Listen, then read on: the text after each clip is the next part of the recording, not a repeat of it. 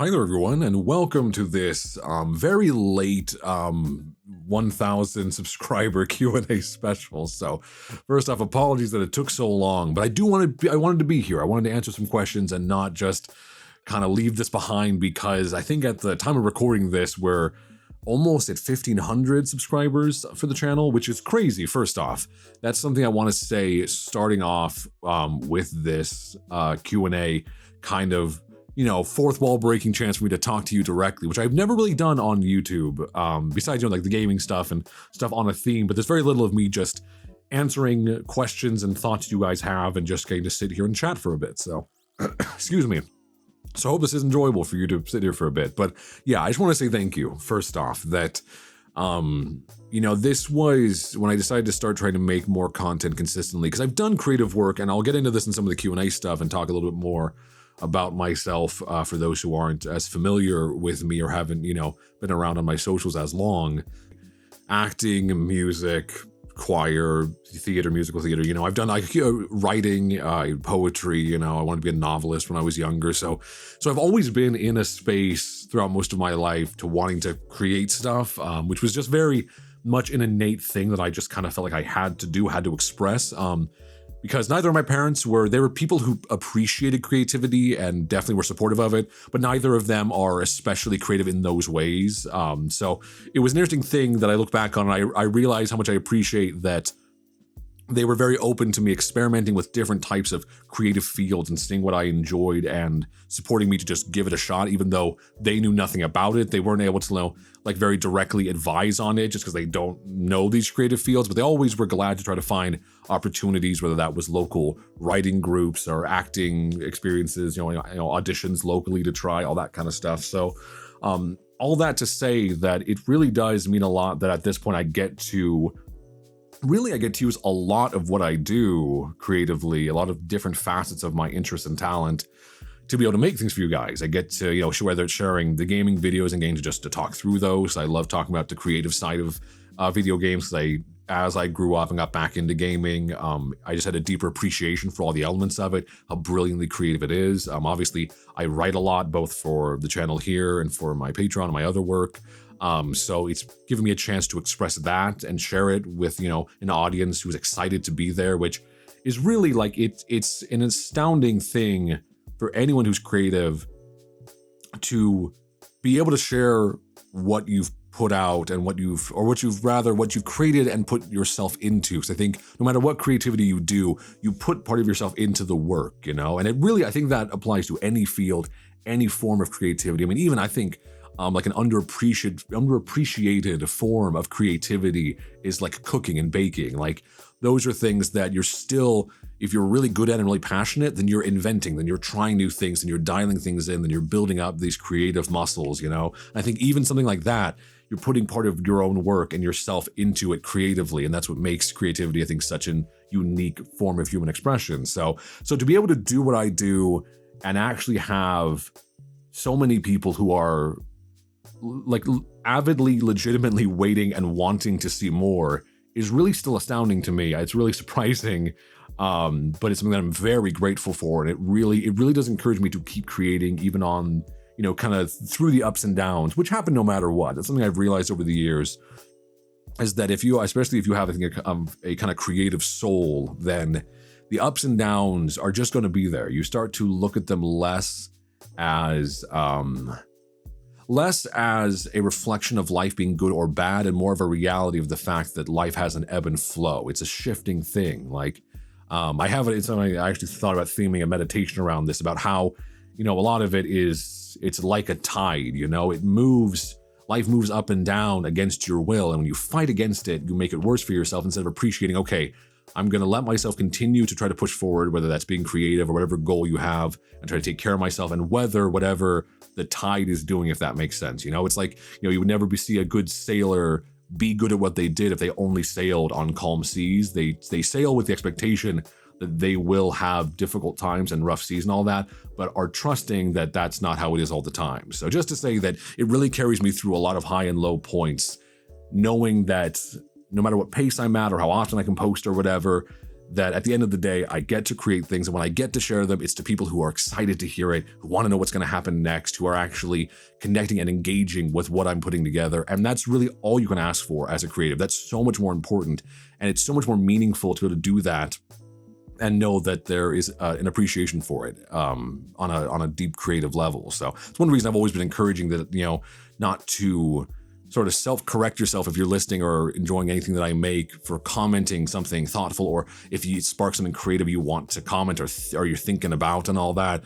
That's always very welcome. I always want to make sure that my channel, the platform I have is very much an open space for that, because I think creativity really begets itself. When you are enjoying creative work done by someone who is being creative, it's very often a point of inspiration to make stuff yourself, I think. That happens to me a lot. If I'm listening to work from other audio creators, if I'm listening to audiobooks or movies, sound mixing, whatever thing that I'm kind of tuned into, whatever kind of art form that I'm enjoying, it's always inspirational the more I consume of really good creativity from others. I think people worry a lot about, if I listen too much, I'm going to be a copycat. And it's like, you won't really though. Like if you ingest, because we're all products of what we're enjoying. If you enjoy a bunch of art all at once and you find that the art you make after that has similarities to it, it's not a bad thing. It's not plagiarizing if you're saying this stuff led my brain to these areas of thought. Like I noticed the times where I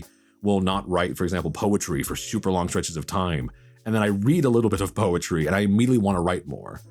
Not because they make me want to copy it, but because I go, oh, that made me feel this emotion, but here's how I'd express what this poem was going towards, what this poem was communicating and feeling. Here's what that evokes in me. So all of that, to say that I appreciate you all being here. I hope you stick around, but if you don't, that's okay too. That's the thing I always want to be clear, that I understand that, we are always inundated with 1,000 people asking for us to check out what they've made, and we don't always have time, and that's okay. The amount of times I've had content creators and channels and things where I've enjoyed them for a long time and then I kind of forget about them for a while, and I find it actually a very cool experience to drift away from something and then return to it, and be like, oh, I remember why I liked this. Hey, this person's still creating stuff. That's really cool. I'm going to check out what they're making now. Like that was when I was just busy with other stuff. I used to watch a lot of Jacksepticeye on YouTube, which is, not a surprise. He's like, I forget, he's like one of the biggest YouTubers. I forget what his subscriber count is. So I'm certainly not, it's not a niche thing to enjoy what he makes. But I just hadn't watched his videos in a super long time, like months or even years. And it was one of those where I stumbled back onto his channel and I was like, oh man, this used to be so fun. It used to make me laugh, and I used to love the discussions, and there would be creative stuff, and not just gaming stuff here and there. And so recently, over the last maybe year or so, I've gotten back into watching more of his videos, and I really reconnected and realized that I enjoyed so much of it, and I enjoyed seeing how he had changed, how he had matured and developed, and what he was doing now that interested him. So that to say, yeah, enjoy it, for the time. If there's ever a time where it doesn't interest you, know that there's no hard feelings going away from it. And you're always welcome to come back. That's the thing. I never want my platform as a creator to ever feel like an exclusive club. Like you gotta be enjoying my stuff all the time, every video, everything I make, or else. I never want it to be like that. You enjoy what you want. You come back to it as much as it intrigues you and as much as it engages with your creativity, So anyway, that's a long ass intro. I didn't really organize. I have the questions kind of brought up here, just all of them. So I'm just going to pick through. This is a very impromptu, unplanned Q&A segment. So let me get to questions, because that is what you're here for, and I don't want to disappoint. So like I said, I'm not going to be doing this in any particular order. I'm just going to scrub through some of the questions that were asked and submitted and just kind of go for them. And when we hit, I don't know, maybe like 45 minutes, which is a long ass Q&A, maybe shorter depending on how the questions go. But I talk a lot. You all know this by now. I can go on about most topics at length, off the cuff, very easily. So let's see. Let's go and pick one. Here's a couple good ones. I figure I'll try to do, if I can, try to do a mix of ones that are different, have a different tone to them. So, on kind of themed on what I was just talking about. This one says, you mentioned before that you stopped gaming for a while and then got into it again. If you feel comfortable sharing, why did you stop gaming? So, that's what I've mentioned, in the past on other places, but it's been a while. I forget that I've been making content now for I don't know, like a year and a half now. It doesn't feel that long. It feels like I just started this and still don't know what I'm doing, which is, so there's a little life tip that if you think people get to a point where they feel like, oh, I've got a handle on it now, they don't. You just kind of go, I'm content with the uncertainty of where I'm going. But I stopped gaming in my late teens and through most of my early adulthood, purely due to just being so damn busy. I was going to college at the time, had a full class schedule, usually 4 or 5 classes a semester, as well as I was working at the time.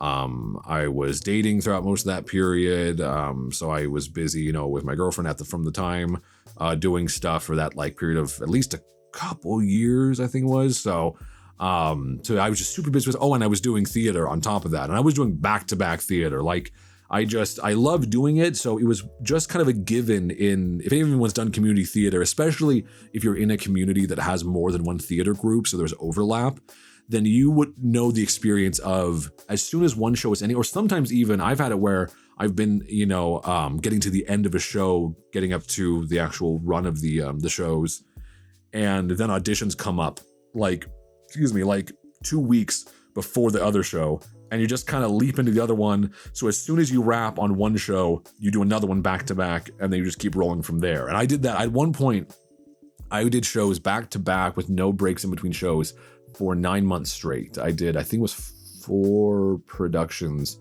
back to back that had no gaps in between whatsoever. I was always auditioning or being asked to step into a project while in the previous one, mix of musicals and plays and stuff. So that was the main reason why that gaming just I didn't really have time for it. I also didn't have money for it at the time. I had a very shoestring budget this whole period of my life, which thankfully at the time I had some housing that was good and relatively cheap, and I kind of was able to budget up for my groceries and my classes and all that, but it left basically nothing over from that. So I had a PlayStation 2 that I'd had my teen years that I had just played endlessly. The whole PS2 era, I was gaming like crazy in my younger years.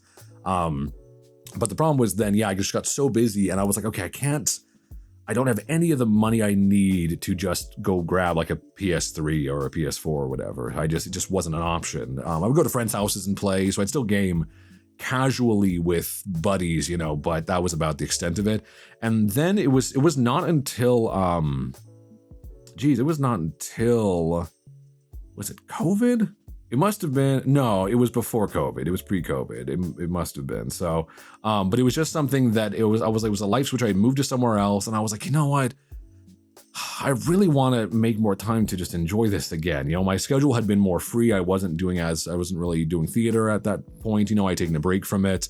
I wasn't doing college classes. So this time had opened up in my week-to-week schedule, and I didn't really want to fill it with more just busy work, which is how I used to kind of exist, just always filling in with classes or activities or extracurricular, anything I could, and I was like, you know what, I really miss the experience of just locking into a game for a good length of time. And it always brought me a lot. I just enjoyed it. I enjoyed the creativity of it. I enjoyed the experience, as most gamers do.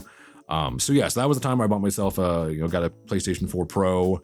And basically from then I was like locked back in. I was like, oh my fucking God, I can't believe how much I missed this. So, and then I eventually got a computer upgrade. So that was one of the main stepping stones, was that once I got a decent computer, because for a while I had a laptop that barely fucking worked. That thing barely ran Photoshop. So if I was trying to play a demanding video game, it just couldn't. I would play Portal on that thing and it would have trouble with the frame rate. And Portal, the original Portal, is not a demanding game. You can play it on a lot of old systems fine. So when I finally got like a better desktop setup, that was another thing that happened not too far from that made me excited to kind of jump back into it. So that hopefully gives a little explanation as to kind of why there was that gap of time. And that's part of the reason why now I have so much catching up to do. Holy shit. I'm trying to go back through right now and play a bunch of classic games. That's part of what has been a little bit of my mental health balance. The more I've been creating content and figuring out how to do it in a healthy way and not burn myself out. Because I just realize how prone I am to letting myself get stressed and get kind of overworked because I'm worried about, and it's just, this is a thing that's just very much a part of the culture on any scale. Because I mean, even like you feel it if you're on Instagram, you know, and just posting to friends and family. If you don't post for 6 months and all that, you realize, oh my God, not like barely anyone's seeing my posts most of the time. But if you're posting every 2 or 3 days, you know, it's meant to get you fixated into this loop of creating and posting all the time, because those platforms want you to stay on them as long as possible, which is the problem. So creating content is you know, where there's an audience, has an even more of a weird incentive, where it's funny too, because it's not pressure from you guys. Like, it's not pressure from my viewership in the community, and that's something I appreciate, is that it's always just, it's an internal pressure that I feel on myself that's unreasonable, and pressure from the social media sites, you know, whether it's from YouTube, Instagram, whatever platform it is. They always are built to be like, all right, you're doing good, but hey, you know, your metrics say you posted 1 video this week and here's your views. And it builds up this thing to be like, oh, well, hey, your views are down for this week. They're not as good as they were 2 weeks ago. Even though if you look at it and you go, okay, but I wasn't as busy then, so I posted more. So of course the views are like, you look at it logically and you go, oh, this isn't a big deal. This doesn't mean my viewership is declining or something's going bad. You know, you just look at it and go, this is just, life was going on, you know, and no one was mad about it. No one was affected. No one was upset that anything like this was happening. So I really had to get myself reworked into a better mindset to say, okay, I need to have deliberate work time set aside where I do my work, I work on a project, I stick to it, I get it ready, I get it scheduled, I get it posted, I get it edited, I get all the layers of the work done. And then I leave it alone. Then I give myself space, give myself a break. So I've been doing that a lot more. And it's difficult too, I think, because content creating is one of the, I think, the potential pitfalls of it is that you get this sense that everything you do needs to be monetized or at least shared. Everything is content. If you travel somewhere, you better be getting content to post on TikTok or YouTube. You're getting travel content. If you're going to a nice restaurant, I forgot to review the restaurant. I didn't take videos of the food that I was eating to be able to share them later and tag them and try to get traction on that. And you just go crazy doing it. You go fucking nuts. And that's one reason why now I've set myself really strict parameters on being very choosy about if I'm going to use something for content, if I'm going to go somewhere and record it and want to share it, I'm doing it very deliberately now. If I want a video game that I want to play for the channel, I dedicate my time to and say, this one is marked out for the channel. I'm going to deliberately, specifically play this one. Because the problem was, for a stretch there, I was like, oh, I don't want to play any video games because I should be recording all these, you know? What a waste of time for me just to be playing these for myself when I should be recording and I should be doing that. And it just got frenzied in my head. And again, it's funny because it's just purely my own pressure telling myself that I couldn't take that break. Every time I've mentioned about taking space for my mental health or taking breaks or working a little bit less, the response from you guys, from like the community and those of you enjoying what I make, has always been very kind. And I really hope I appreciate that. It's always been very much like a very just lighthearted, like, oh, don't even stress about it. Yeah, no one's mad, no one's bugged about it. Just take your time, make what you want to make it when you feel up to it. So, and that's something I have to say is it really is invaluable to be able to see that. And I do feel like that is a cultural shift we're seeing. I see that more and more when I see comments from other creators who talk about taking breaks or space. Most comments I see now, even from large creators, the comments are very kind. There are a lot of like, hey, take your space. Oh, you need time to go be with your family. You need time for this life thing that happened and all that. Totally good. Go take care of yourself and all that. Best wishes. I think that's an energy as a culture we're engaging more in a little bit more compassion. And I think that's a really good sign. I think that's even present too, even in the way you see people respond to like celebrities dealing with, say, paparazzi. I feel like a generation or two back, it was people wanted the paparazzi. People wanted to know what tawdry details were happening. But I like nowadays that I feel like about kind of my age, kind of millennial generation and younger, there's a much more of a humanizing kind of thing going on where, like, I know how I feel when I see like, oh, it's like some trashy headline about some celebrity just, oh, they gained 10 pounds and they're out on the street in a goofy outfit or a casual outfit and all that. And I like now that almost all the comments under headlines like that are like, leave them the fuck alone. They're a person. If they're going out in their casual outfit, if they did gain 10 pounds, not your fucking business. They're a human being. Leave them the fuck alone. So I think that attitude, that defensiveness of people allowing them to be human is, I think, a really good thing. So I think that's also a positive, because I think more people are viewing celebrities, content creators, artists, and all that as people who have every right to take space as needed. And there's more of a cultural kind of shift upward to focus on our mental well-being collectively as a society. So just to say that I think that's really appreciated, and I've tried to take that to heart more. So now I've been going through and playing a lot more video games, like going back to classics that came out years ago. So that was the thing too. I would beat myself up for like not recording some games, and I'm like, okay, but I don't need to, record for the channel a game that came out 6 years ago. And the thing is too, I'm like, I can always go back to it if I want. If I play a game and really enjoy it, maybe a year from now, I'll go back and play it again, and then I could record it for the channel. I can chat about what I liked about it and what I'd forgotten and all that. Like,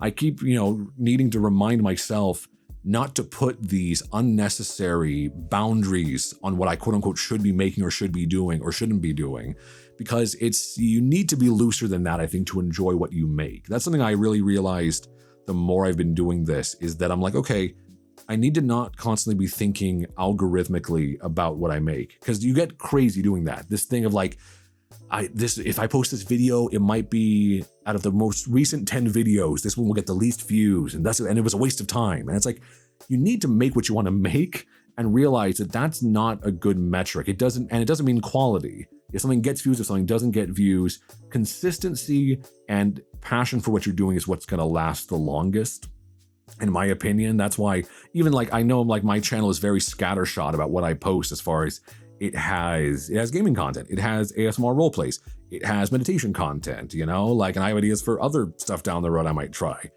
And it's just funny because I used to really think, man, everything I'm reading that's like tutorializing how to be a YouTuber is telling me I should split this into different channels, but I don't want to do that. And the main reason why is because I know it would be bad for my mental state, because let's say I split off a gaming channel, like right now, split off a gaming channel and the roleplay channel and have it all separate. I know damn well that I would get depressed looking at my gaming channel because it wouldn't be as popular. And that's okay. That's the thing. That wouldn't mean that it was bad. It would just mean gaming is a way more oversaturated market, and it's way harder for anyone to stumble on what you make. So it wouldn't be because of anyone supporting me. It would just be because that's how it is. It's just a popular category. So I enjoyed a lot more getting to sprinkle it in between the role plays and the acting and the writing and the other stuff that I'm doing on my main channel, because I want the channel to be a reflection of me as a person. I don't want it to be, I see this a lot when I see stuff from other, starting and kind of early stage YouTubers asking for advice. And they kind of are always looking at it, they're not looking at the channel as a reflection of them personally, something that can evolve and shift. And you want to bring your audience and your viewers with you on that journey if they want to, if it's a direction that interests them. Instead, most people view it as, well, I do this one thing and I can't deviate. I make this one type of content. That's the only reason they're watching. And it's like, that's not a good instinct. You want to, it reminds me a little bit, this is a long ass tangent, but this is how it's going to go, because I tend to ping pong between different thoughts. But there's a really good book called, hold on, what's it called? It's by music producer Rick Rubin. It's a really good book on creativity that I'm reading right now. Let me see. That's what it's called. It's called The Creative Act, A Way of Being, by Rick Rubin. Oh, that's what I was going to say. But what he talks about in there is, he said, the instinct to try to adjust your content. And for him, he's talking about music because he's a music producer. And he says a lot of artists fall into the trap of, they go to make, say, their second album and they think, well, what do the fans want? And he talks about how he's like, you can't give a shit about that. And it doesn't mean you don't give a shit about your fans. It means your fans want you to make what you're passionate about, because they'll feel it. They'll feel when you put something out there and go, ooh, he was going for it. He's, the acting is good. The sound design, he really was excited to put this together. There's energy to it. The music has passion, And that's the thing I really had to realize too, was to not go, okay, what's going to hit the algorithm just right? What do the fans want? What got views last time? So I should just try to redo that 3 more times to get more views. because you make yourself crazy chasing these shifting trends, especially because as you get more support and more viewers and all that, it shifts and flows, and some supporters leave. Like it's an evolving thing. So the collective community opinion that an artist feels from the people who enjoy what they make is constantly shifting. So if you're trying to cater to it, you're going to miss the mark because it's a moving target. It's like you're trying to get a bullseye on a dartboard, but by the time, but the dart you're making, let's say it's a movie you're making, it takes 2 years to make. An album, it takes months or a year to make. By the time you throw that dart, the dartboard has shifted so far away. It's a different position completely because time has passed and people have changed. So that's something I realized a lot was I had to go, okay, what do I want to make? What do I want to make consistently? What's going to interest me? At this stage, for these few months, what do I want to focus on? And then I can reevaluate at the end of that small chunk of time and say, do I want to keep making this type of content? Do I want to slow down on this, speed up on that? Do I want to shift away to a different style, a different genre? What do I want to make? And it's such a freeing thing if you're making art saying, I'm going to release what I find the most interesting, because I guarantee if I find it interesting and I'm excited about how it came out, then most likely the people who've liked other stuff I made, they'll probably like it too. They'll probably be happy with it, and they'll probably be more interested because I'm not trying to copy or trying to just regurgitate previous creative decisions that I've made. So anyway, let's just say that again, that kind of goes back to at the start saying that I appreciate you guys kind of being here for whatever I'm making. I like keeping it all for the moment, all in one channel, and just kind of using this as a space to explore. I think that's way more interesting, and I don't care. I have a feeling that, may in some ways hold back the speed of growth for the channel itself, but I don't mind that. I don't like the idea, and I think many people suffer actually when, let's say you have one huge quote unquote viral video, one that just explodes, and that's your viewership. Well, God forbid you try anything different, because you get 1 million views and 300,000 subscribers or whatever, from 1 or 2 videos on one topic. That crowd that showed up all of a sudden is not there for the creative journey, most likely. And that doesn't mean they're selfish or anything's wrong. It just means they were there from the one big hit. So if you try to shift genres or shift angles and all that, you're going to have trouble maintaining momentum, versus, I think, the experience of building up more slowly, which is how my channel has always been. And I've been very okay with that because it's built up in a very progressive way, in a way that really you can kind of see the slope of it as more content gets made, as I kind of am able to refine what I'm making, the style of it, the sound of it, the look of it.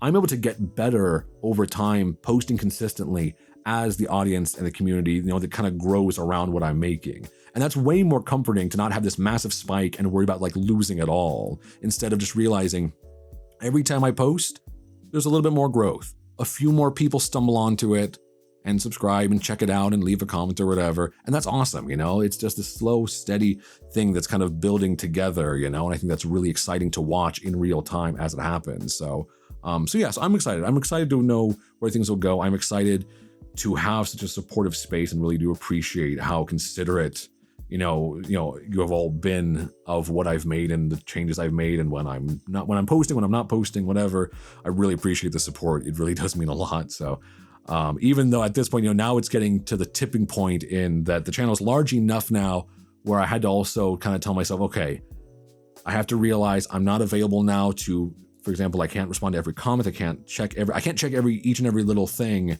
And even that one thing with that though, that I think was wise on my own part, was I realized I was like, okay, I don't want to, because I want to see what people are saying. I want to respond to things. I love hearing what you guys think of what I make. So what I do now a lot of times is towards the end of the day, after I post something or whatever, I'll take like 15 minutes, like literally just like set a timer. And I take like 15 minutes and I just check what the comments are, and I'll respond and I'll keep an eye on all that. And I do that throughout the week, a few times. And that's been so much more healthy because I don't have this feeling like I need to constantly be checking all the time, which distracts from me creating more stuff and being able to just enjoy the day to day, because I'm constantly feel like I should be doing something different.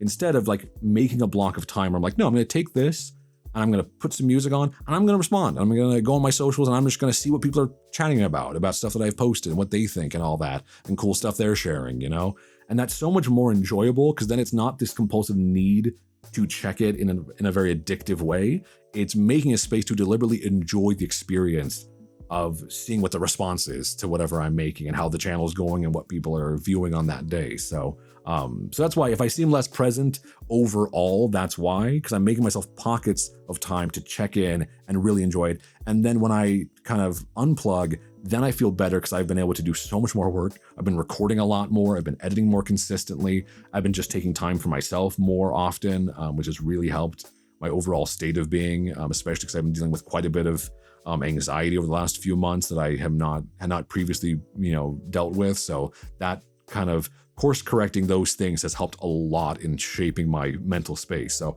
all right, let's get to another question. That was a long fucking ramble. I got to be more speedy with some of these.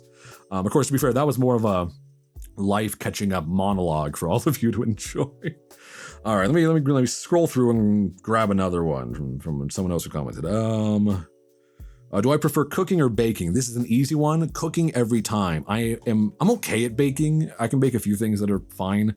I don't like the precision required for baking. Like, I don't like the fact that if I screw something up baking a dish partway through, get a measurement wrong, use a wrong ingredient or whatever, like the baking, like whatever baked good I'm trying to make is fucking ruined. It's over with, generally speaking. Versus cooking is a more flexible thing. It's not so scientific, and I really like that. I love to experiment. Growing up, my parents both really appreciated good food. My dad especially really loved to cook and loved to experiment with cooking. He taught me a lot about cooking Southern food especially, so a lot of heavy, savory seasoning and all that. So I love cooking, and I baked, my promise to most baked goods, if I make them myself, I get to the end of it and go, I could have just bought this from the store and it would have tasted better.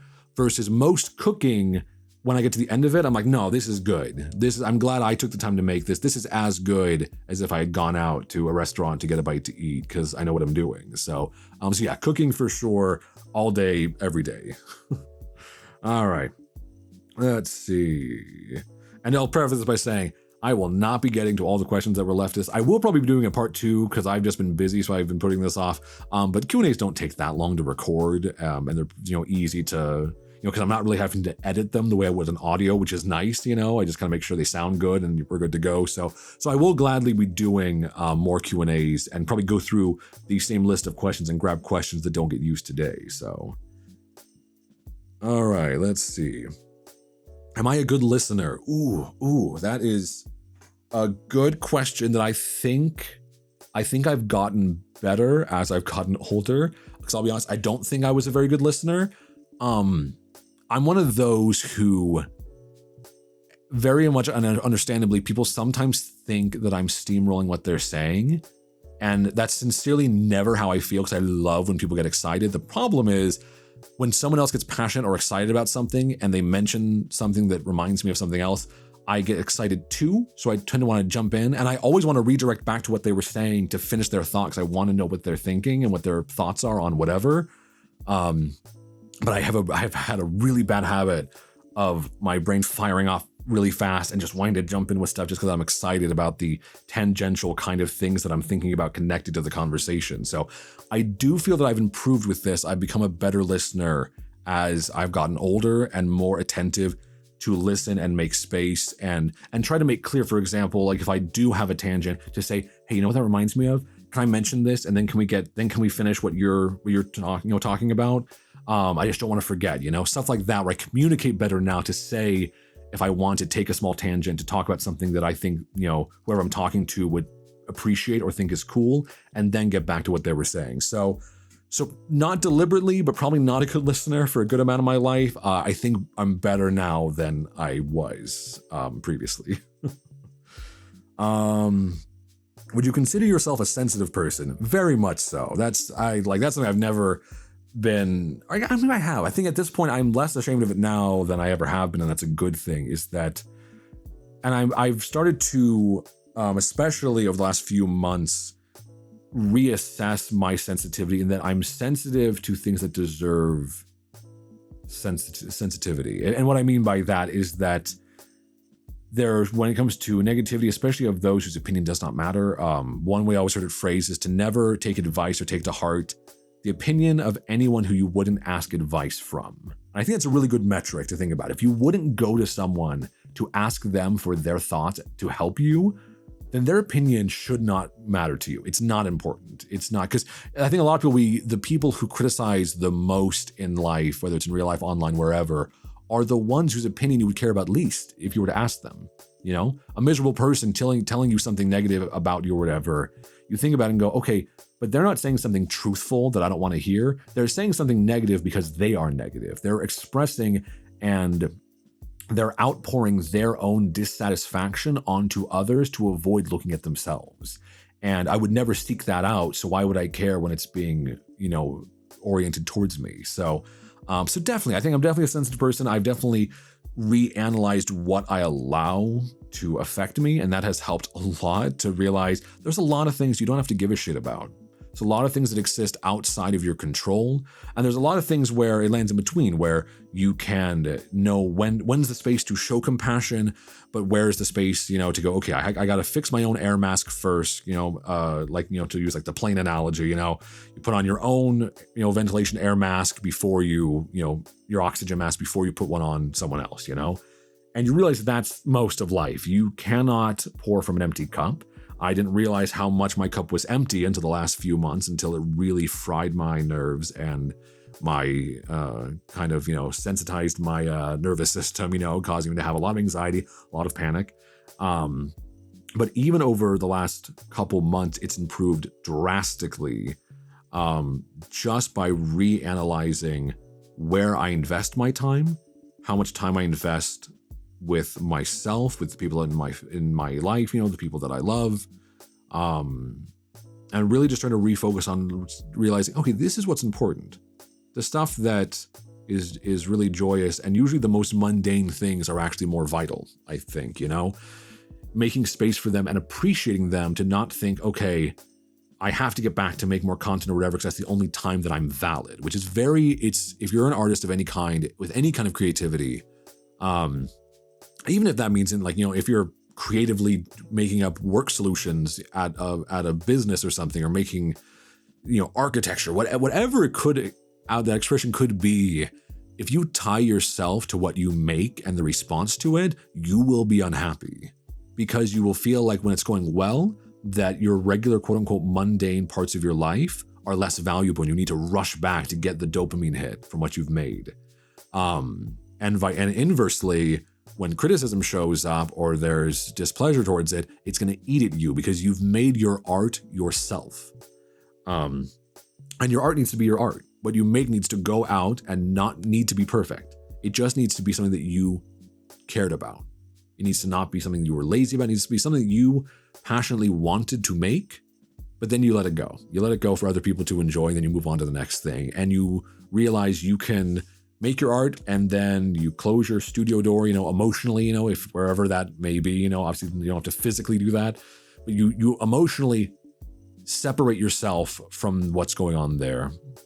That way you can enjoy your day to day. You can enjoy sitting and reading. You can enjoy sitting and out in the sunlight on your porch or whatever, going for a walk, going to the park, and realize that those things are not only as valuable, they are more valuable. You will strip your creativity way down, like you are a screw going into a wall that doesn't quite fit, you know, and you ever stripped a nail or stripped a screw where you're trying it with the drill, and it's spinning and spinning and spinning and starts tearing the metal, and it smooths it out so it can't spin anymore. It has nothing to grab onto. That's what you're doing when you're trying to press into being creative all the time, every day, trying to be an inauthentic version of yourself that's a machine outputting creativity. You just have to exist. In fact, that's actually, I don't know if I can find the quote. I'll paraphrase, but basically, it's in that book by Rick Rubin, The Creative Act, where he talks about the artist's job is not just to make art. If you have made anything, if you have created anything at any point in your life, your job is just to exist. You already are an artist. If the last thing you made was a year ago, you're still capable of making something now. But it's just your choice whether you want to, or whether you feel inspired or engaged or positive enough to do so. So it's okay if you just exist and you are no less of an artist for existing. The creativity is still within you. That life force is still part of you, whether it's being activated or not, or whether you're pivoting to a different type of creativity. So that's something I realized that has helped me to be sensitive to what matters in my life, which I've realized is a much narrower circle than I previously would allow. And that's what the internet does. The internet likes to tell us that this online space we are in is real life. Everything that happens on there is vitally, deathly important, and it's not. It's not. And that's a good thing. That's the thing too. It's freeing to realize that. I would recommend that point of view from anyone to go, you know what? When I put out this tweet, this post, this song, whatever it is, wherever it goes from there is okay. I'm putting out this little, orb of creative energy into the universe and letting it drift out from there. And the algorithm is not necessarily going to be fair to it, but the algorithm does not dictate whether or not what I made was good or whether and guess what? Whatever you made, if you cared about it when you made it, it is good. It doesn't mean it doesn't have flaws. It doesn't mean you couldn't improve, but it means you did a good thing by making it. If you make a quote unquote bad short film, you made a good thing. It may need work. You may need to learn on the next one how to improve what you've done, but you've already made a bigger step than most people ever do, which is to make something in the first place. So that's a long answer to, am I a sensitive person? Which the answer is definitely yes, but I've readjusted my parameters for what is worth being sensitive over, and shutting out a lot of other white noise, because a lot of it just doesn't matter, and that's a good thing. It's a really freeing thing to realize that the time you spend reading a book and the time you spend painting an amazing picture or whatever are not actually out of balance. One of those is not vitally important because you maybe can monetize it. You're going to burn out doing one of those things if you're not balancing it with the thing that nourishes you, that is not work. So, all right, let's see what else. Does pineapple belong on pizza? No, it doesn't. No, it's not. Look, pineapple and coconut are two flavors that just aren't good on almost anything. Pineapple especially is just not good. Coconut's okay in certain savory things. I'm not really a big dessert person, so that's not really my forte. But no, it's not. It just, when you take a bite of pineapple pizza, it's not so much that the pineapple is in and of itself awful or disgusting. It's not really my favorite, but whatever. But it's because it's all you can taste, and that makes it a bad ingredient. If it's the only thing I can taste in a bite of food with other flavors, then it's not good. So no, it doesn't belong on pizza. I don't care what anyone says. Y'all are welcome to be wrong. Oh, let's see. Night owl or morning person? Neither. I need to sleep all the time like a hibernating bear who gets up to eat, and that's it. Especially lately, I've been very fucking tired, so I just want to nap all the time. Generally, though, much more of a night owl. I'm trying to be more of a morning person, especially because I was waking up really early because I was just feeling so anxious a lot of days last few months. And it was really decimating my day-to-day because I was staying up late because I was stressed, and I was waking up early because I was stressed, and that was not leaving me any space to rest properly. So I've tried to re-engage a bit more with, if I do wake up early, I have books next to my bed. I have little comfy headband headphones that I put on, and I'll listen to a meditation or something in bed. So that way, if I'm still tired, I don't force myself to jump out of bed immediately, but I need to put something in my head. Even just, I'll put on my little comfy headband headphones, and I'll listen to like an audiobook, and just let myself sit with that for a while. That's helped me a lot to get on a better routine, to not dread evenings or nights. I have been trying to sleep a little bit earlier, so I'm not so much of a morning person or a night owl. I'm much more in the middle right now than I ever have been, because I'm an old man and I'm almost 30, and daddy needs more sleep, all right? So I go to bed usually now before midnight, try to wind down around like 11 if I have time for it, and then try to get up at like 8 or something at a decent hour. So more of a night owl. I'm more likely to stay up later to enjoy something than I am to get up early to enjoy something, I guess is the main thing. But of course that varies, When I was on vacation recently up along the coast, because I went on a cruise that went up to Seattle, Victoria, Canada, and then Vancouver. And on those ones, when I'm traveling, I try to get up bright and early. I really want to get up and enjoy the day and get back. I want to get back to the hotel in the evening tired and having had a full experience and a full day. Or what I do a lot when I'm traveling is I'll get up early to go do whatever activities I want to do. And then I'll plan for a nap in the middle of the day, which I would super recommend if you're traveling. Because when you get up early, it will be less busy at any of like the very like photo op kind of spots you want to go experience. Get up really early, go do those things, get up at 6 or 7, go experience them. And then if you're in like a city where your hotel is kind of centrally located, go back at like noon. Go back, go, do your morning thing, have some breakfast, enjoy it, go back, knock out for like 2 hours, take a quick shower, whatever, go grab some lunch, then go out for the evening. You will feel so much fucking better than trying to push through or find somewhere to just sit in the middle of the day. Just if you've booked a decent hotel room, go use it up to actually rest up on your trips. You'll feel much better. So that's the real recommend, is that being a night owl or a morning person, don't do either of those. Take naps in the middle of the day and you'll be fine no matter what. All right, let's see. What other questions we got? I had them pulled up. Hold on, everyone. Technical.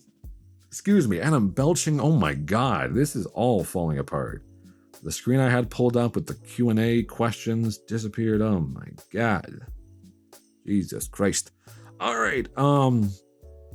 What's your biggest fear? Oh my God. It's funny because I think because I've been so anxious the last few months, my brain really wants to be like death, like just dying suddenly. So I'm not ready for it, And I realized, and it actually brought me some peace, was that, and it's one thing that's brought my panic levels way down, along with a lot of other, I've been putting in a lot of work to work on it, because I'm not content being anxious or panicked, because life is too important. Life is too big for that. I'm not content just saying this is part of me now. It can be part of me, but it's not going to get in the way of me living. So with that said, I think one thing I came to realize was that the fear that I was feeling, worried that something was wrong with me, that I was, that the panic and all that was going to kill me or something crazy. And I was like, I'm not really afraid of dying. I'm afraid of dying. I'm afraid of leaving behind the stuff that I really care about, the people in my life who are really special to me. A lot of it just honestly, a lot of the non-content creator stuff, a lot of the mundane stuff, the time with family and friends and all that. I look back and I'm like, playing board games, and I'm like, that stuff there's more that I want to enjoy. It's not more work that I want to do that I would be sad to miss out on doing. It's more memories made that I would miss out on. I don't want to leave those behind so early. So I think that's what I'm afraid of. It's afraid of wasting the time that I have on the things that don't matter. And also not being honest with myself about what does matter, about trying to push myself to say, oh, this is what I want to do. Because I think people do that a lot. I think we're in a culture that says you get to the job and you land a job and you work your way up through the promotions and you stay there for 30 or 40 years and you get your retirement, and then you go live your life in your decrepit old age for 5 to 10 years and then you die. And I hate that shit. And that's why it's really important to me to go, okay, I don't need to be a massive runaway internet, YouTube success right now. What I do need to do is use this as an opportunity to share my creativity, because I love getting to be creative, and it is a very good thing. It's a very positive thing. And even when it's tough some days to, plug into my creativity, whether I'm tired or whatever, it always helps me feel better. I always feel better than I ever did at any other job, engaging with what makes me feel creative, what excites me, and then making space away from that, do the quote unquote mundane stuff that is so what's the word I'm looking for? It's so enlightening, I guess, so I think it is, I think those small moments, you realize how much value those hold. And those are not smaller moments on the scale of what's important in your life. So maybe that's my fear. I don't know. I think it'll shift with time, Short answer, heights and the open ocean, though. Before, I'll wrap up with a not so existential thing. So I don't like heights. I'm okay if I'm on like a roller coaster. If I'm like strapped into something, then my brain is able to quiet down. If I'm like hiking near like an open cliff or something, that freaks me the fuck out. I'm really scared I'm gonna slip or do something stupid and I'll die in the dumbest way. I'll never forget hiking one time with a friend of mine who was his brother was literally a professional mountain climber. He got to a point where he had scurried his way up this rock face on this cliff that we had already climbed way, way up. And I'll never forget it because he was like, hey, just you jump and I'll grab your arm and I'll pull you up, just because it's too high for you to clamber up yourself. Which I did because it was my younger years and I was like, I'll live forever. It'll be fine. So I distinctly remember that though, because even then I was like, oh, this doesn't feel good. Thankfully it was fine. And I was like, all right, My friend is notably stronger than me. If anyone could do this without killing me, it'll probably be him, the one who's trained for this and whose brother does this professionally. So, but yeah, heights I don't like. Open ocean scares the shit out of me. Drowning sounds terrible. I hate the thing that if you're stranded in the open ocean, there's nothing you can do about it. Like truly, it just is what it is. You're just kind of done. So, you can't go like build a shelter and hide out and hope someone rescues you. So there you go. There's an answer to that. I'll grab a couple others. Favorite horror film. It's so difficult. I have such strong opinions on horror films because I didn't watch horror my whole childhood growing up with my parents. My parents would watch a lot of different types of movies, actually, like pretty much any other genre they were not too stingy with. But horror was the one that kind of never was in the home until I was a bit older. That said, though, the one that my dad would always kind of lobby for was, he was like, no, he needs to see, our boy needs to see Alien, because he loved Alien. It was one of the few that he was like, no, this movie's great. You need to experience it. And he was right. Alien's fucking phenomenal. That's easily one of it's probably a top 5. So I don't know if I have a single set favorite. In fact, let me kind of, I don't know. I'm like, maybe I'll check out my letterbox and just see. I don't know if I can kind of pinpoint one that's like my absolute favorite. It shifts a lot because it depends. And I think horror is a very diverse genre in that it doesn't follow formulas as much as others. It has formulas, obviously, but there are so many other, like it can branch out into so many other ways, and horror can be fused to a lot of other genres in really unique ways. Like I'd say Parasite is a horror movie in some ways, but it's not just that. It's not a strict horror movie, and even though it's an exceptional one. So I think that one's like has horror in it. The Lighthouse, it's labeled as a horror movie. I don't view it that way. It's much more of a weird experimental dark thriller, gothic, whatever you want to call it, but I think it's amazing. So like, I don't know, if it is horror, then Lighthouse will be up there. I think Lighthouse is amazing. Alien has to be in my top 5 because I adore it. So I'm sorry, I can't give you a single one for this because I like the genre too much now. Because once I started watching horror films, I realized how interesting of a genre it was and how diverse it was, and I was just fascinated by it. So I'll give you a little rundown of a few of my favorites. So Psycho, I think, is still phenomenal. I think it's one, it still has a great atmosphere, a great creepiness to it. It's just, Norman Bates is such a fascinating character. Anthony Perkins' performance is just riveting. And I don't think it loses any of its luster after all this time. I think it still is a good, unnerving, tense experience. Recently, Train to Busan is a phenomenal horror film. If you haven't seen it, please make time to go see it. It's one of the only recent zombie films that I think is truly exceptional. And why, and this is a distinction I make a lot when I talk like amongst friends about horror, is emotional horror, which is you can show me the goriest, creepiest, weirdest shit, but if I don't care about the plot or the characters, I'm not going to consider your film very highly. I'm not going to give a shit because whatever happens to them may entertain me, but I won't remember, it won't impact me, I won't carry it with me. Train to Busan has so much great writing in the characters and in the character dynamics and the discussions on class warfare and these different things. So you really are so invested in all the pain and loss that is happening.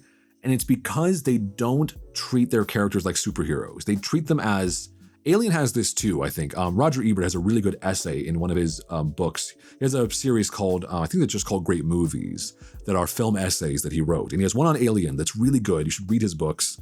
Because Roger Ebert was a classic film critic for a reason, because he loved film and he truly understood what made a good movie tick.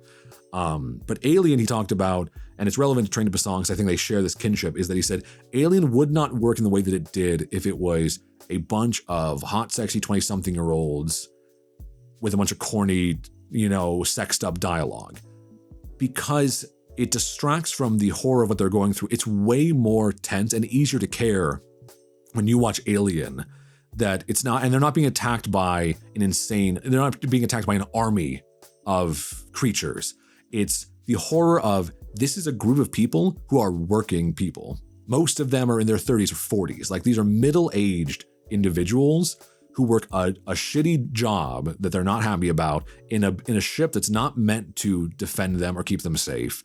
And they have to contend with one deadly thing somewhere nearby in the ship. And that's such a great setup. And it makes the dynamic so much more interesting because these people, they're not trying to be brave. They're not trying to be heroes. They're trying to fucking survive because they did not sign up for this shit. And no one's trying to impress anyone else in that way. So, because they already have these lives lived, you know?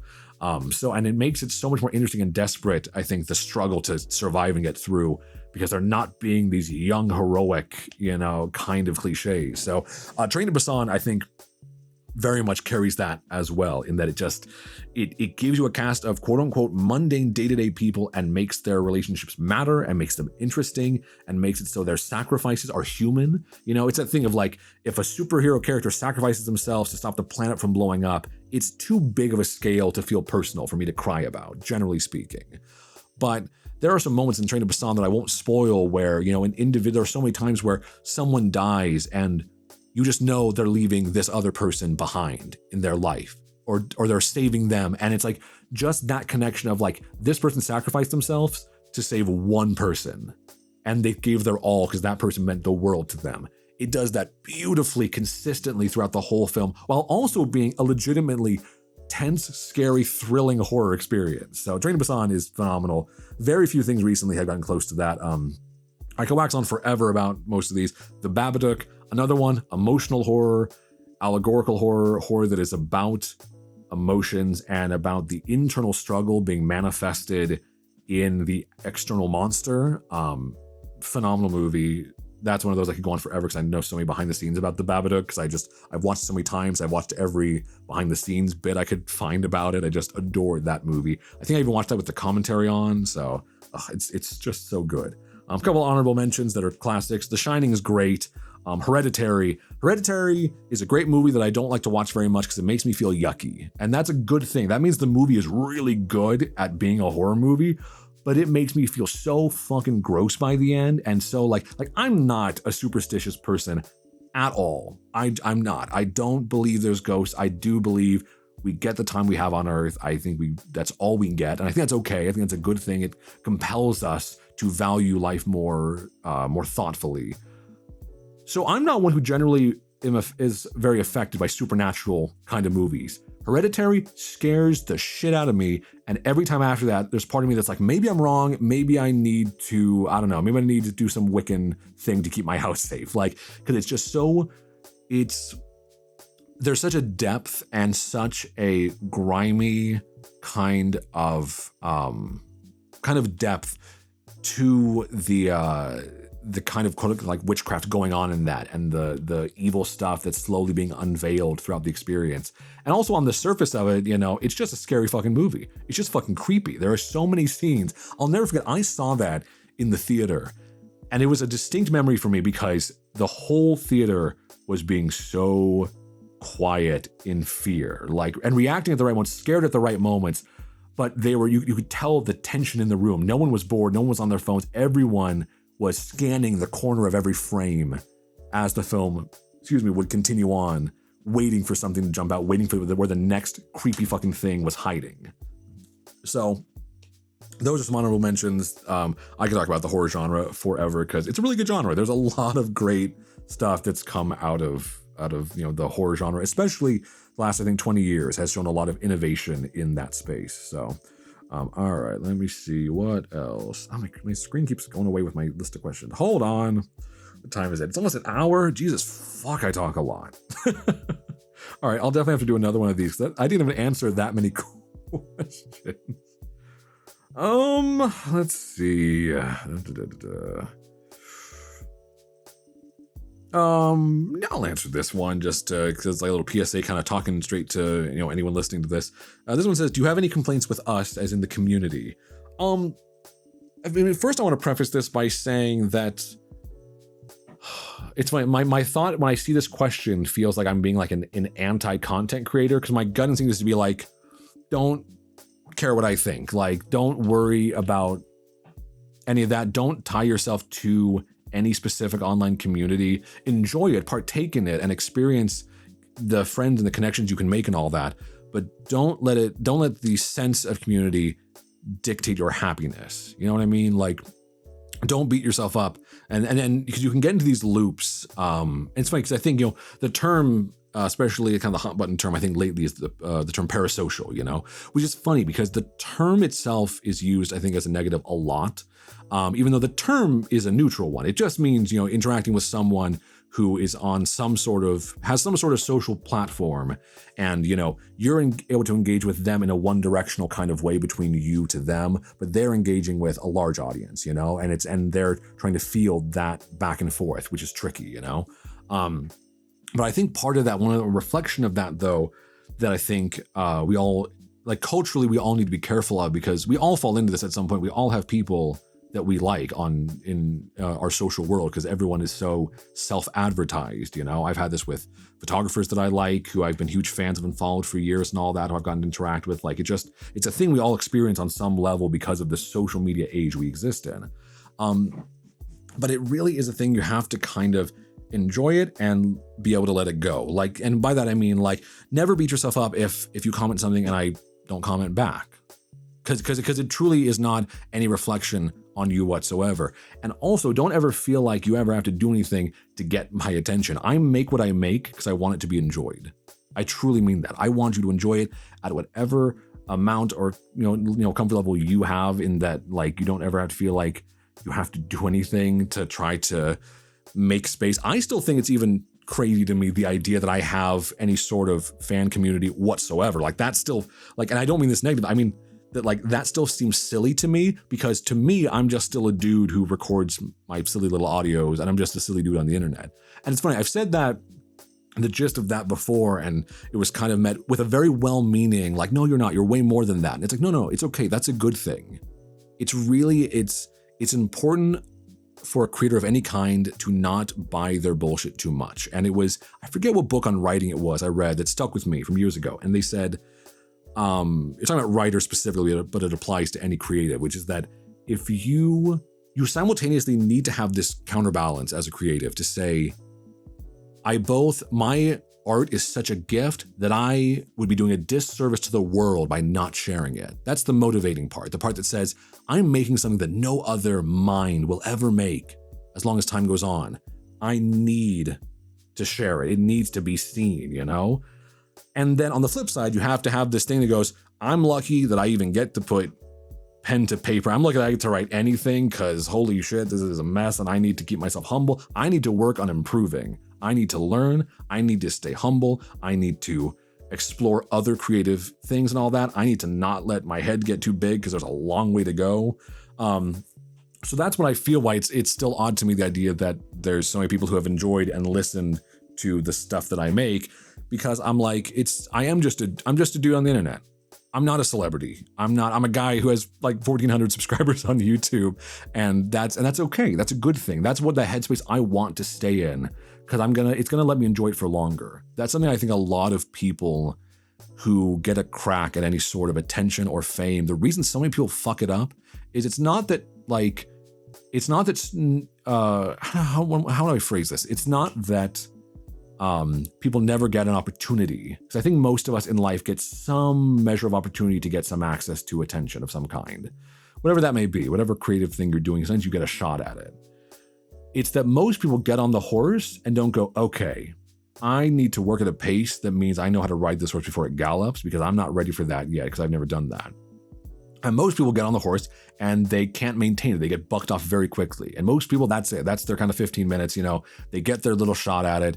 And the problem is most people, I think, get to that stage and they immediately go, how do I selfishly, and even if they don't intentionally mean it at the start, I think a lot of people get some attention and think, how do I selfishly weaponize this to get something that I want? And I think that happens a lot if you don't have a life foundation in place that you've already let yourself be content with, because you feel like, oh, I'm escaping to this amazing platform that I have, that's all mine. And I've really never felt that way. And it's the reason why I'm glad that I'm doing what I'm doing now at the age that I'm at, because I feel comfortable taking space away from this, from YouTube, from Reddit, from the work that I do and all that, to just be a person, to just be a dude going for a walk around my street, to be doing super mundane things, to be playing games and just doing silly, goofy, side questy kind of stuff, to be trying to make new recipes and fucking it up, like all of that kind of stuff, and not get into this thing that I'm like, oh, I have this power that I wield over this platform and this community and all of that. I don't feel that way at all. I'm just a dude who makes stuff. So I guess if there are any complaints, not really. I appreciate all the support and all the kindness, especially when I've needed to take space or breaks. The biggest thing I would say is just be kind to yourselves. Like, and I truly mean that. Like, it's really like, do not let yourself get into a headspace where you're constantly thinking bad about yourself. I really mean that. No matter what you're doing, no matter where you're at in life, your thoughts are you, and you become your thoughts. And then like on the flip side of that is like, it should go without saying, but like, internally try to know the difference between trauma dumping and sharing, because these are two different things. And I say this without judgment as someone who had to learn this, because I used to do this really badly, especially in my early teens. I think I kind of didn't understand, especially with friends. Sometimes I'm like, nope, I am trauma dumping. Because I just want to get this out and complain. I just want to be dissatisfied with something right now. And that's not fair to people. That's not reasonable. Versus, and the difference I feel like is an internal one that you can only kind of know for yourself what your goal is. Because if you're sharing and you go, you know what, this reminded me of, and it's something that I'm trying to be more mindful of, a thing that is difficult, a thing that is maybe negative, and try to, if you're just sharing it, there's a difference. And it's really hard because it's not a very binary black and white thing, that difference. So I don't know, maybe just be like, that's like a general awareness that I think I want to set early as a content creator, just because, I am posting things in a very public kind of way, that the difference in trying to trauma dump or just voice complaints can really be a negative, because it normalizes that it's a good way to express yourself. And I guarantee you it's not. And I say that as someone who, especially over the last few years, dealt with a lot of really depressing years and months where I was so down on my life and my circumstances and how I felt about everything. And I fed into it this self-pitying loop that wasn't actually, and the thing too was, it was self-pity, not compassion. And that's very different. If you're self-pitying yourself, you're saying, oh, why does this have to happen to me? How is this? It's never going to get better. It's never in my control. I have nothing I can do about it. I'm just at the bottom of the pile here, and that's just where I deserve to be. And you get in this loop of you become comfortable with kicking yourself down the stairs, which sucks, and it feels awful from experience. I can certainly say that. Versus compassion for yourself says, hey, I didn't deserve to be treated the way I did, the way I was treated by this other person in my life. They treated me unfairly. But then from there, you give yourself the compassion to feel what you're feeling and realize this is painful. This is not fair. This does suck that this happens, and not try to pretend it doesn't. But then from there you go, okay, I have compassion for myself, and my compassion for myself is going to set like this boundary in place with this person or this thing that's making me unhappy. So again, I don't know, this is more of me having using this question as a jumping off point to hopefully give you a little bit of mental health advice as someone who still struggles, and just sharing what has helped my mindset is that commiserating with your negativity it doesn't solve it. It doesn't release it. It's pointing to what's there without trying to ever let it free, to ever try to crack open the door and try to say, you know what, all right, it's time for it to move on. Because there's going to be new negativity in the future, and it will build up if I don't release it, So I don't know. I guess I would just say that again, be kind to yourselves.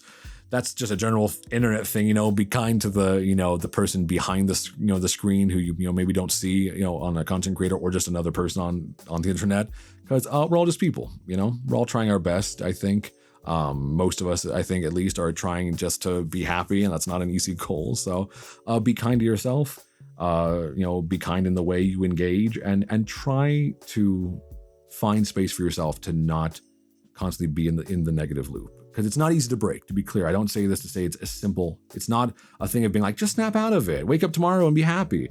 But you can make a difference. I guarantee you, if you're in that loop, as someone who was, you're not really trying to break it. If you're really settled into it, it's become, if not comfortable, but familiar. That's how it would always happen for me, is I would just kind of get content with the dissatisfaction because it felt comfortable and regular.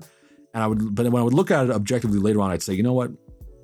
I don't like the way things are right now, but I'm not actually looking at what it would take to change it. I'm not finding books to read. I'm telling myself, well, what could a book do, you know? But even though it might be the best advice ever and change my mind on things, and I'm not engaging with content that inspires me, and I'm not engaging with people that inspire me, people that engage and they themselves have these sparks, because you realize, you know, when you're around those people, that if you engage with negativity and all of that, then those people are going to get pushed away. And it's very easy to get in a space to be like, oh, it's because they just don't like me and all that. And it's like, no, it's not. Usually this happens a lot where people, you know, will love you deeply and be good friends and be close to you. But you don't realize that you're being a smothering experience to what makes their spark light up, you know? And instead of saying, you know what, I don't need to be happy right now, to recognize that someone else's happiness is a beautiful fucking thing.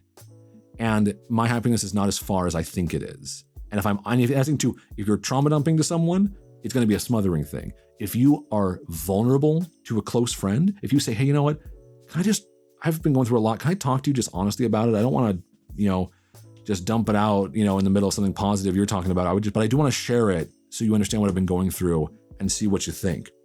I guarantee you, if you have a close friend, you do that, that friend will be so proud of you. They will be so grateful that you listened. You will get so much weight off your shoulders released, because you will release so much burden in a really relatively rapid amount of time, because you're being vulnerable. Because you're not just saying, there is weight on my shoulders. You're saying, hey, can you help me?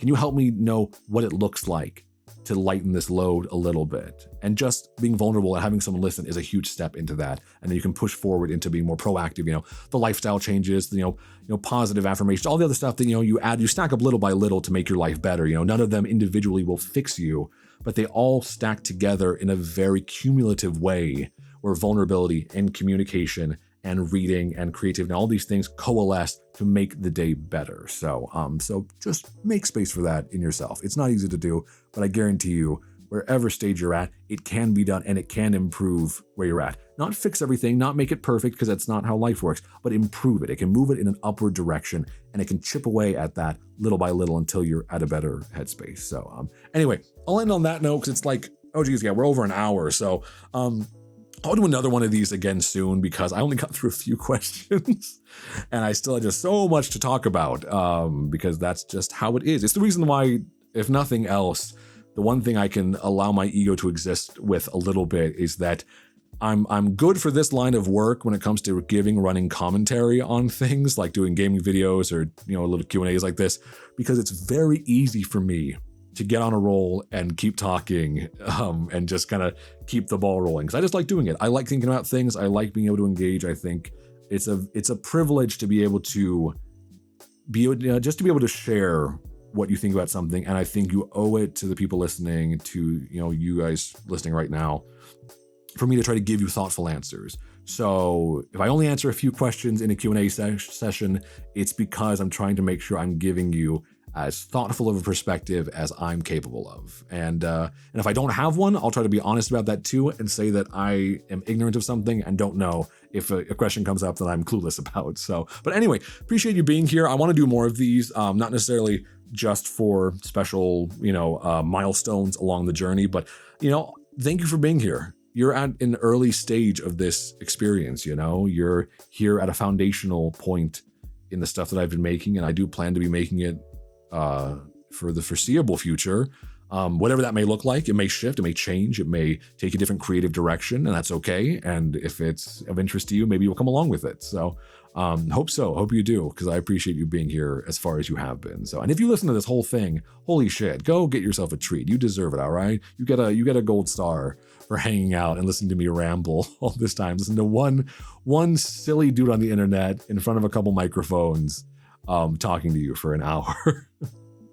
All right, take care of yourselves. Be kind to yourself. Be kind to others. Remember, we want compassion for ourselves, not self-pity, because compassion is actually there to heal us. All right. So I don't know. If you listen to this whole audio or whatever, give yourself that today. Tell yourself, you know what? I may not have to be perfect, but I love myself.